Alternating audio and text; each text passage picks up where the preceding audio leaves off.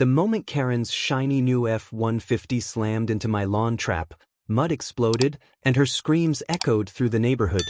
Justice finally hit back. But what my 10-year-old son built that summer in Queens changed everything. Karen's scream ripped through the quiet Queens morning like a siren. Her brand-new blue F-150 was half-tilted in my front lawn, wheels spinning hopelessly. I stood frozen by the window, coffee trembling in my hand, as I saw the grass cratered, soil flying, and Karen hopping on one leg, clutching her foot. Her painted toes dripped with mud and fury. "You did this, Jim," she shrieked. "I'll sue you." Her voice pierced the air like an emergency alarm. My son Ethan, only 10 then, peeked from behind the curtain, his lips tight with that mischievous smile he got from me. That morning, I didn't know whether to laugh, apologize, or thank the universe. All I knew was Karen finally met her match. Before we go on, please, where are you watching from and what time is it right now? I want to see how many families, parents, and neighbors are feeling this story across the country tonight. Your comment helps this message reach more people who've faced unfair HOA rules too. I never planned revenge, not at first. But years of her crossing my lawn, stomping my roses, and mocking my kid had built something inside me. Now, seeing her shiny truck half buried and her pride shattered, it felt like poetic justice. "Dad, it worked," Ethan whispered. His voice carried both pride and guilt. Karen's screams grew louder. Neighbors gathered. Cell phones out. The drama began.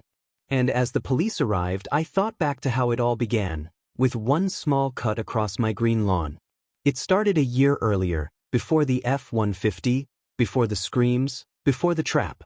Back then, I just wanted peace in my own yard. Karen moved in next door with her loud laugh, red blazer, and obsession with HOA rules. She called herself community chair, though nobody elected her. The first time she crossed my lawn, I didn't even notice. But the second time, she dragged her wheelbarrow straight through my tulips. "Karen!" I yelled from my porch. "There's a sidewalk."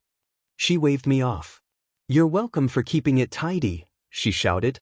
That night, I found my sprinklers broken. My wife said, "Let it go, Jim." But it's hard letting go when someone keeps stepping on your space. By spring, Karen's shortcuts became daily. She said she hated detours. My yard became her freeway. Every blade of grass felt like a reminder of my failure to stand up for myself. Ethan saw me staring one evening. "Dad, why don't you just stop her?" he asked. His young eyes saw what I refused to face. I smiled sadly. "Because, son, sometimes adults have to pick their battles." Little did I know, he was already planning how we'd win this one. Ethan had always been fascinated by how things worked. Radios, remotes, doorbells. If it had wires, he'd take it apart and somehow improve it. He'd spend hours in the garage, soldering tiny circuits, mumbling to himself about conductivity and voltage drops. For a 10-year-old, he was something else. When Karen tripped our motion sensor light one evening, Ethan grinned. "Dad, what if we made something she can't ignore?"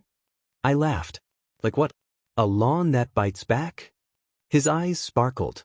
"Exactly." That night, he sketched out a plan that looked like something from a spy movie. Trip sensors, alarms, and controlled pulses. I didn't take him seriously. I thought it was just imagination, until he started ordering parts with his allowance. "Son, what are you doing?" I asked. "Building peace," he said. Karen-proof peace. He studied how car sensors worked, how weight triggers reacted under pressure. He watched tutorials like a detective studying clues. Meanwhile, Karen kept crossing, each time smirking, each time pushing a little harder. By summer, Ethan's project was ready. He called it Operation Green Justice. I should have stopped him. But deep down, I wanted to see Karen humbled. It was a humid August morning when Karen went too far.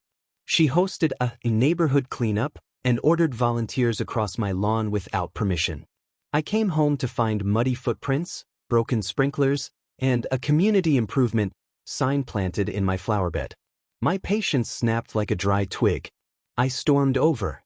"Karen, you crossed the line." I shouted. She smiled smugly. "It's called civic duty, Jim. Maybe try contributing sometime."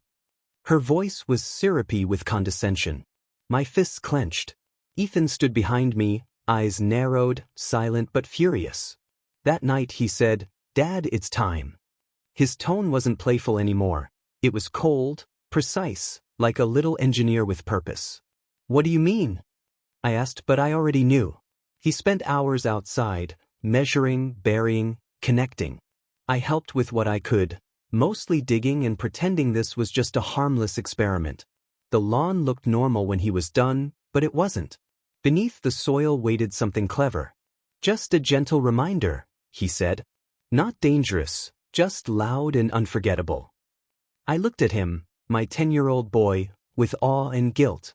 We didn't know how unforgettable it had really become. Sunday morning. The sun shimmered over New York rooftops. Karen, as always, strutted across my lawn, phone in hand, pretending not to see me. But this time, something clicked under her step. A faint hum buzzed through the grass. Ethan's device had activated. A small metallic pop echoed. Nothing dangerous, but startling enough to make her stumble. "What the?" she muttered. I smiled from the porch. Ethan held his breath beside me, eyes wide with excitement. "It's working," he whispered. Karen glared at the ground, confused. Then she stomped harder, angry, as if proving dominance could defeat science. That stomp triggered the main pressure plate. A loud hiss and pop exploded beneath her feet, spraying harmless but messy mud upward. Her white pants splattered brown. She screamed, "Jim, what is this?" Neighbors peeked from windows, chuckling quietly. "Just maintenance," I said. "Lawn's alive today."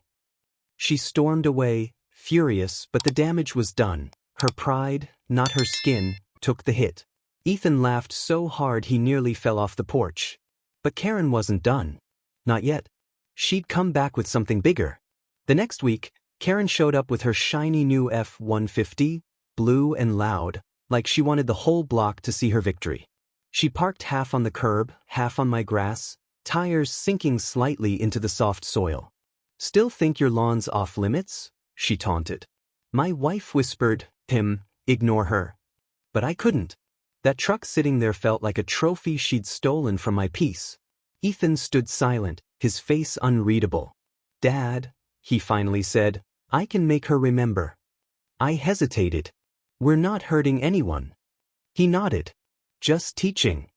That night, under streetlights, Ethan adjusted the wiring, reinforced the pressure plates, and connected a harmless but startling release system. I watched the wires gleam beneath the moonlight. "Are you sure?" I asked. He smirked. "Precision, Dad. Precision." We went to bed uneasy. Karen's laughter echoed faintly from her porch. Morning came, and with it, the moment our lives changed forever. Karen strutted toward her truck that morning, heels clicking, hair bouncing like she owned the block. She didn't see the faint outline near her front tire. As soon as the F-150's weight pressed down, the system engaged, a perfectly timed mechanical pop, followed by a sudden air burst beneath the soil. The lawn erupted, not violently, but enough to jolt the front end and scatter mud across her spotless hood. Karen screamed, neighbors gasped. One woman shouted, "Call someone." But Karen was more embarrassed than injured. Her once flawless truck, however, wasn't as lucky. Scratches, dents, and a cracked headlight from the small sink. I rushed outside. "Are you okay?" I asked, holding back a laugh. Karen glared through tears. "You'll pay for this, Jim." Ethan whispered, "She finally learned." The cops arrived minutes later. But instead of an arrest, there were questions, and a smirk I couldn't hide. Officer Delaney, tall and calm, walked across my lawn, taking notes while Karen ranted like a wind-up toy. "He booby-trapped his yard. He attacked me." Delaney inspected the ground. "Looks like a sink spot from water pressure, ma'am," he said, nonchalant. "Happens in older systems." Karen screamed, "You're covering for him." The neighbors laughed quietly behind their curtains. I shrugged. "Officer, I told her not to step here for months. My son's been working on irrigation repairs." Delaney nodded. "Kid's bright," he said, eyeing Ethan's neat wiring. "Wish my boy could wire like that." Karen's face turned crimson. You'll regret this, Jim. HOA will fine you. Delaney tipped his hat. Not if he's off the board, ma'am. And I believe you just trespassed. For the first time, Karen's voice cracked. Trespassed? Yes, ma'am, Delaney said dryly. Private property. Karen limped away, pride shattered, truck dented, the crowd dispersing with whispers. Ethan smiled. Dad, we didn't just win. We taught her boundaries. And he was right, though the story was far from over. Days later, I received a formal letter, HOA hearing. Karen demanded fines, punishment, compensation for emotional distress. I walked into the meeting hall wearing calm-like armor. Ethan sat beside me, notebook in hand. Karen stood before the panel, dramatic as ever. He endangered me. His son's some kind of mad scientist. Ethan whispered, should I explain the math? I smiled. Let's. He stood and showed his diagrams, weight limits, harmless compression release, basic mechanics. The board blinked, confused. So, I said, if my son's harmless project hurt her, why was she walking where she shouldn't? Karen's jaw dropped. He's manipulating you all. The chairman sighed. Ms. Benson, Mr. Ford has been generous with evidence.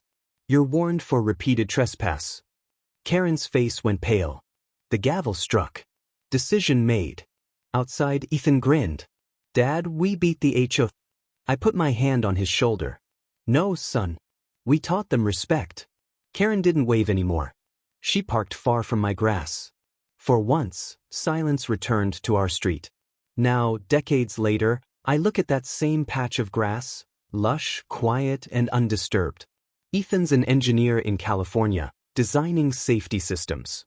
He laughs whenever we talk about the Great Karen Trap of '03. Best project I ever built, he says. Sometimes, neighbors still whisper about that morning, how a kid taught an adult a lesson about boundaries, fairness, and respect. I sip coffee by the window, watching new families move in, new kids play, and think of how chaos once ruled this place. Karen moved years ago, rumor says, to Florida. I wish her well, truly. That patch of lawn? Still perfect. Untouched. Almost sacred. Ethan visits sometimes, walking the grass with quiet pride. Guess it held up, he says.